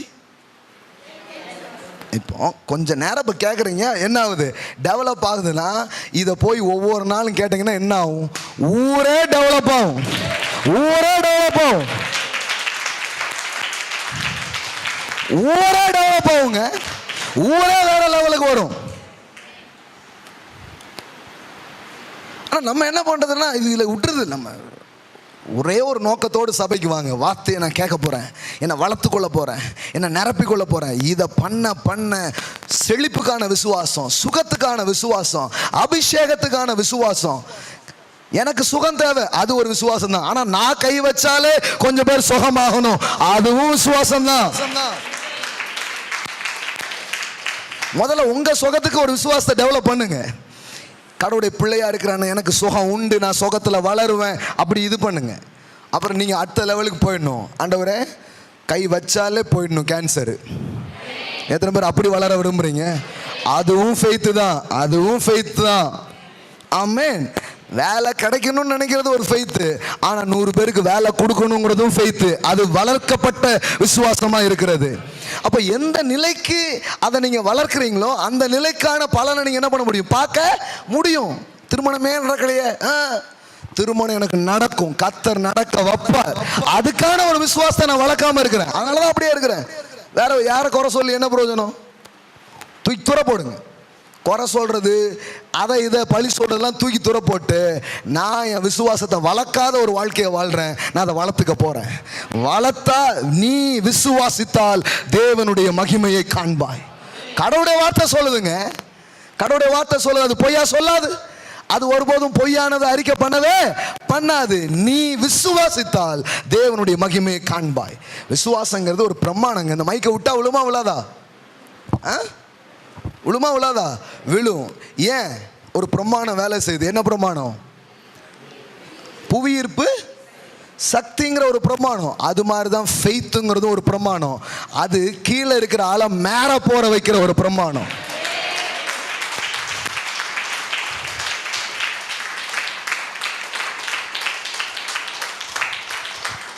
புவியீர்ப்பு சக்தி வேலை செஞ்சுட்டு இருக்கா இல்லையா? 24 மணி நேரம் வேலை செய்தா? அப்போ ஃப்ளைட் எப்படி பறக்கு?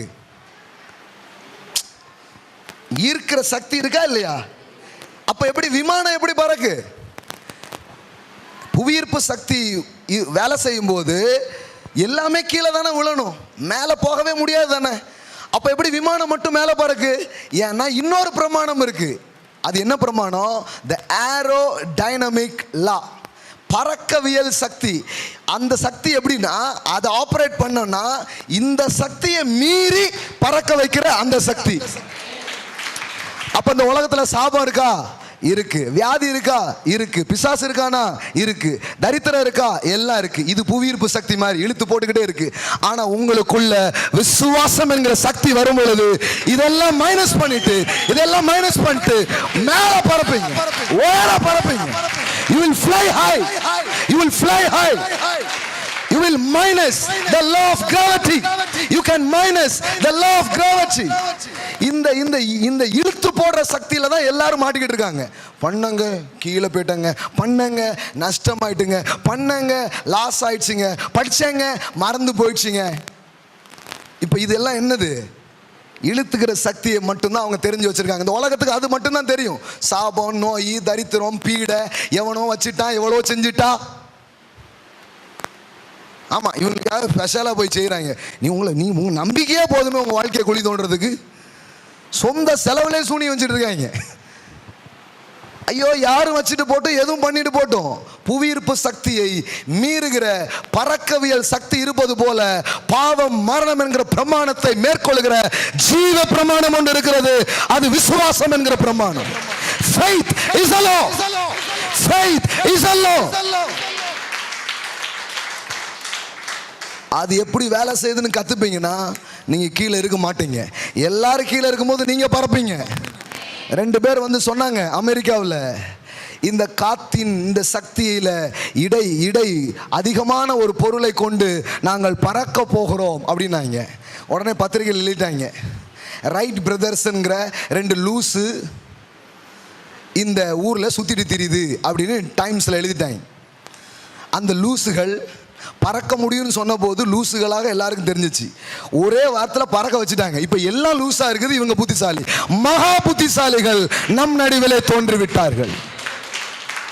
அப்ப நான் தரித்திரத்தை ஜெயிக்க முடியும்னு சொல்லிட்டு இருக்கிறேன். சில பேர் இருப்பாங்க, அது எப்படி முடியும்? இந்தியாவில் பிறந்துட்டாலே தரித்திரம் தான். அதை எப்படி இதை மாற்ற முடியும்? இதை எப்படி பண்ண முடியும்? இப்படி ஒரு கூட்டம் பேசிக்கிட்டே இருக்கு. ஆனா மீறி பறக்கிற ஒரு கூட்டத்தை கர்த்தர் எழுப்பிக்கிட்டே இருக்கிறாரு. கொஞ்ச நாளுக்கு அப்புறம் தெரியும் யார் லூசுன்னு.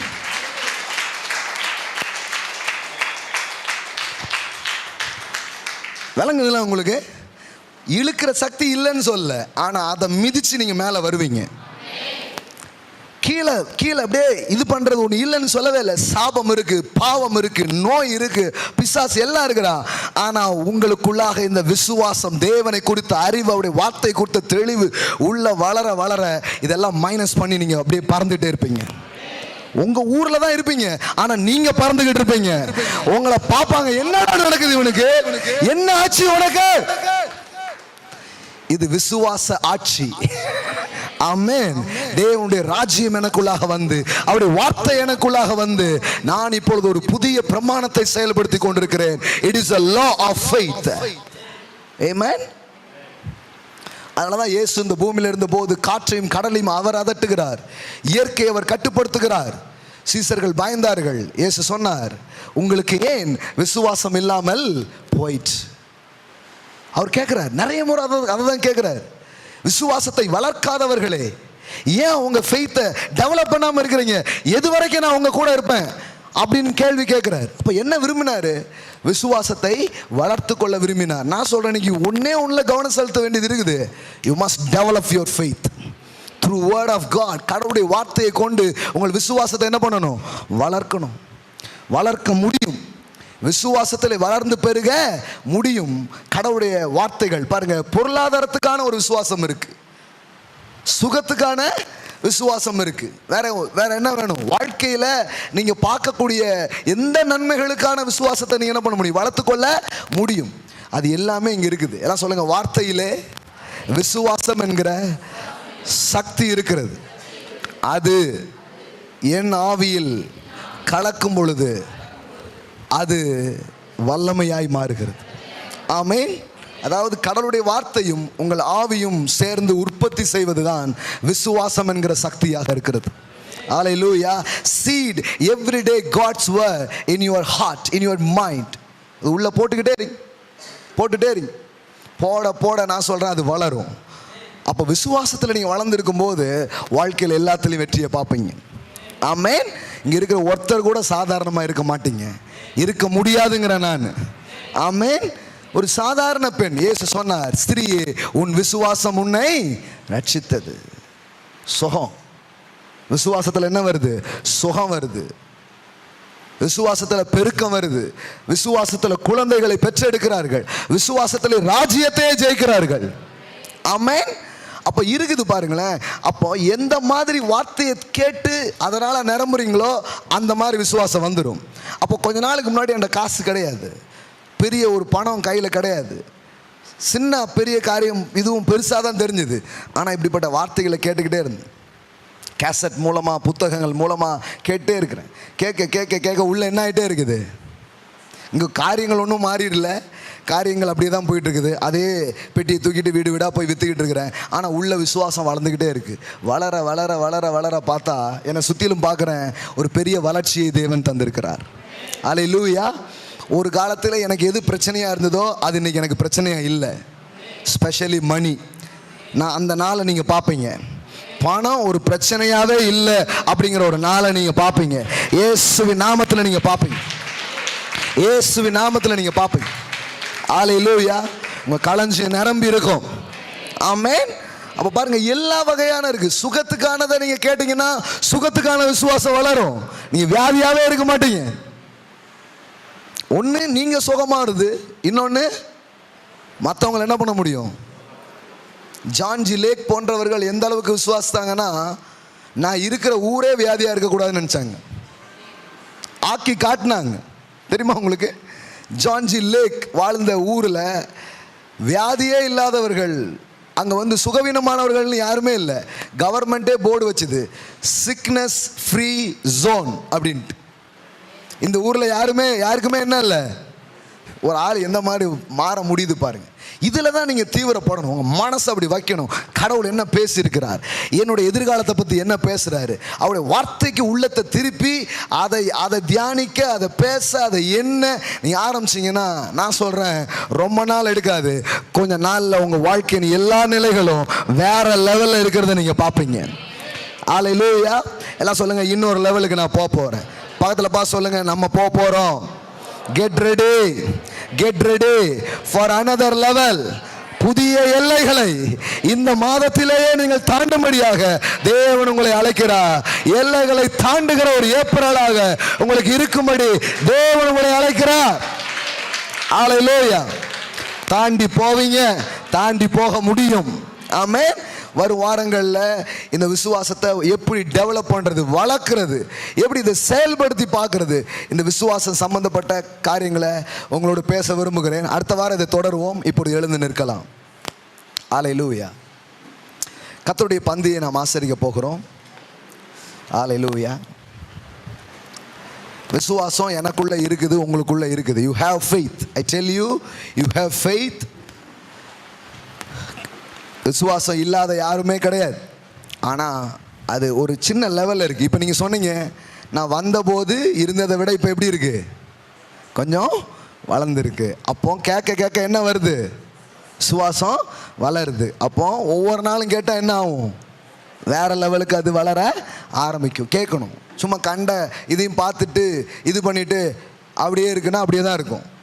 எப்படி இவங்க மட்டும் செழிக்காங்க, இவங்களுக்கு எப்படி நன்மைகள் நடக்கு, கர்த்தர் எப்படி செழிப்பை தருகிறார், கர்த்தர் எப்படி சுகத்தை தருகிறார், கல்வாரி சிலுவையில் என்ன நடந்திருக்குது, எனக்காக என்ன கொடுக்கப்பட்டிருக்கிறது, இதெல்லாம் அறிய அறிய அறிய உங்கள் விசுவாசம் வளரும். அப்போ வாழ்க்கையில் எல்லாத்தையும் நீங்கள் ஈர்த்து கொள்றது என்ன பண்ணுவீங்க, பார்க்க முடியும். பாருங்க. ஹல்லேலூயா. ஹல்லேலூயா. உங்களுடைய வருமானங்கள் முதல் வாரங்களில் நீங்கள் பெறலாம், சிலர் வாரம் பெறலாம், எப்படி வேணாலும் பெறலாம். இந்த சபை 2 காரியத்தை ஆழமாய் மக்களுக்கு போதிக்கிறது. ஒன்று, இந்த கம்யூனியன், சிந்தப்பட்டவுடைய இரத்தமும் உடைய சரீரமும் நம் சுகத்தின் ஆதாரமாக இருக்கிறது. ஆனால் நீங்கள் உங்கள் வருமானத்திலிருந்து முதல் பலனை எடுத்து தேவனுக்கு கொடுக்குறீங்க பாருங்க, அது செழிப்புக்கு ஆதாரமாக இருக்கிறது. ஆமென். மெல்கிசேதேக்கிடம் அப்பத்தையும் திராட்சை ரசத்தையும் பெற்றுக்கொண்ட அந்த ஆபிரகாம் தனக்கு வந்த எல்லாவற்றிலையும் தசம பாகங்களை தேவனுக்கு செலுத்தினான். நான் சொல்றேன் பாருங்க, இன்னும் மக்கள் பலவீனத்தில் இருப்பதற்கு காரணம் கர்த்தருடைய சரீரத்தில் என்ன நடந்திருக்கிறது என்பதை அறியாதது. நான் சொல்றேன், இன்னும் சுகவீனமா இருப்பதற்கு காரணம், பலவீனமா இருக்கிறதுக்கு காரணம், இயேசுவின் சரீரம் எப்படி தங்களை சுகமாக்குகிறது என்பதை அறியாதிருக்கிறது. இன்னும் செழிக்காம இருக்கிறதுக்கு காரணம் என்ன தெரியுமா, தங்களுக்கு வருகிறதிலே எடுத்து தேவனை கனம் பண்ணாதது. அவங்களுக்கு எவ்வளவு வந்தாலும் நிறையாது. ஆனா என்னைக்கு இது என் சாமர்த்தியத்தை கொண்டு வரல, என் கைபலன் இது கொண்டு வரல, கர்த்தர் தான் எனக்கு கொண்டு வந்தார்னு தங்களுக்கு வந்ததிலிருந்து எடுத்து 10ல் 1 கொடுக்கிறோம். அதை வேதம் தசம பாகம் என்று சொல்லுகிறது. அப்படி நாம் செலுத்த ஆரம்பிக்கிறோமோ, நான் சொல்றேன், அன்றைக்கு செழிப்போடு கூட நாம் தொடைபுடைகளாக மாறுகிறோம். ஆமென். இந்த சபையில் இருக்கிற பிள்ளைகளுக்கு இதை கற்றுத் தருகிறோம். ஏனென்றால் உங்கள் தரித்திரத்தை உடைக்க கர்த்தர் வைத்த வழியாக இருக்கிறது. நீங்க எடுத்துக்கொண்ட இந்த கம்யூனியன் சுகத்துக்கான வழி என்றால், நீங்க விதைக்கும் இந்த தசம பாகம் காணிக்கைகள் செழிப்புக்கான வழியா இருக்கிறது. ஒருவேளை சின்ன வருமானம் உங்களுக்கு வரலாம், பெரிய வருமானம் வரலாம். கையில வருமானம் வந்த உடனே 10 ரூபா கிடைக்கிறதுனால 1 ரூபா, 100 ரூபாய் கிடைக்கிறதுனால 10 ரூபா, 1000 ரூபாய் கிடைக்கிறதுனால 100 ரூபா. முதல்ல 10ல் 1 நான் தேவனுக்கு செலுத்த போகிறேன் என்று எடுத்து வைங்க. அதையே ஒரு நல்ல பழக்கமா கொள்ள ஆரம்பிங்க. நான் சொல்றேன், தரித்திரத்துல இருந்து வெளியே வருவீங்க, கடல்ல இருந்து வெளியே வருவீங்க. கொஞ்ச நாளுக்கு அப்புறம் நீங்க வேணா பாருங்க, நீங்க கொஞ்சம் பேருக்கு கொடுக்கிற ஆளா நீங்கள் இருப்பீர்கள். ஹல்லேலூயா. இது நடந்தே தீரும். ஒருவேளை அந்த பழக்கம் உங்களுக்கு இல்லைன்னா வரும் நாட்கள் இருந்து அதை செய்ய ஆரம்பியுங்கள். ஆன்லைன்ல பாக்குறவங்க ஆன்லைன்ல விதைக்கலாம், கூகுள் பேல நீங்க விதைக்கலாம், அக்கௌண்ட் நம்பர்ல நீங்க விதைக்கலாம். நீங்க வார்த்தையை கேட்டுட்டே இருக்கிறது மட்டுமல்ல, நீங்கள் கேட்கிற வார்த்தையை நீங்கள் கனம் பண்ணும் பொழுது மாத்திரமே அதனுடைய நிறைவுகளை நீங்கள் பார்க்க முடியும். அப்படி தேவ வார்த்தையை கனம் பண்ண முடியாது. நான் உங்களுக்கு சொல்லுகிறேன், எப்படி மற்ற காரியங்களை போதிக்கிறேனோ அதுபோல கொடுப்பதின் மூலம் நீங்கள் செழிக்க முடியும் என்பதையும் உங்களுக்கு சொல்வது பிரதான காரியமா இருக்கிறது. ஆகையால் அது உங்களுக்கு சொல்ல நான் விரும்புகிறேன். ஆமென். இப்பொழுது உங்கள் கைகளை எடுத்துக்கொள்ளலாம், அறிக்கை செய்து நாம் கொடுக்க போகிறோம். ஹல்லேலூயா. நீங்க நிறுவனங்கள் நடத்துவீங்கன்னா உங்க கம்பெனி பேர், உங்க பேர் எழுதி விதைங்க. ஹல்லேலூயா. அந்த கவர் எல்லாம் எங்கிட்ட வரும்.